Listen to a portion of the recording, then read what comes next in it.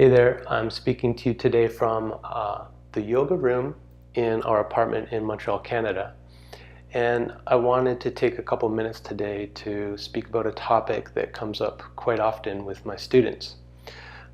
There seems to be a lot of confusion about what is Hatha Yoga and what are we talking about when we're talking about Hatha Yoga. And what I hear most from my students is that Hatha Yoga is understood to be a style of gentle yoga, which is not quite true. It's not the whole story, for sure. A yoga practice would have to have a focus on breath control, pranayama, to be considered Hatha Yoga. In Hatha Yoga, the postures are basically there to support the breath practice. So if the breath practice isn't there, it's not Hatha Yoga. Krishnamacharya, the grandfather of modern yoga, would even say, simply, Hatha Yoga is pranayama. So what is Hatha Yoga and how does it relate to the breath? Why is there such a focus on the breath in Hatha Yoga? Well, Hatha is a Sanskrit word that means by force or effort, which suggests that it's a way of practicing yoga where some effort is applied. In the more esoteric understanding of Hatha, Ha represents the sun and Ta represents the moon.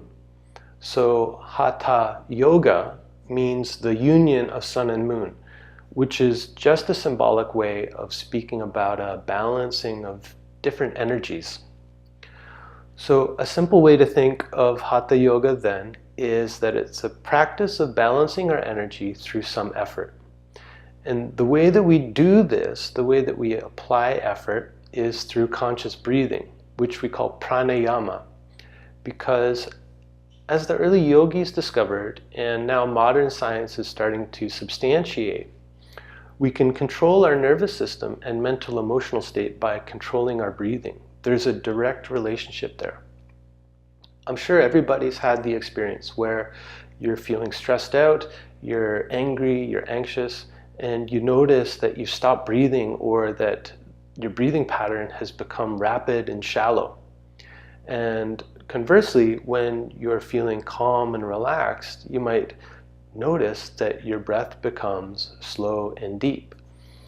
So it's simple logic that if we can somehow, by controlling our breath, replicate a calm and relaxed breathing pattern, then our system will respond and become calm and relaxed. It will mirror the state of our breath.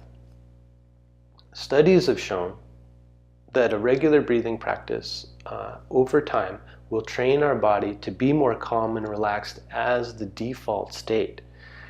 And when that's our default state, then we have less stress. And when we have less stress, we have more energy and we're generally healthier and happier.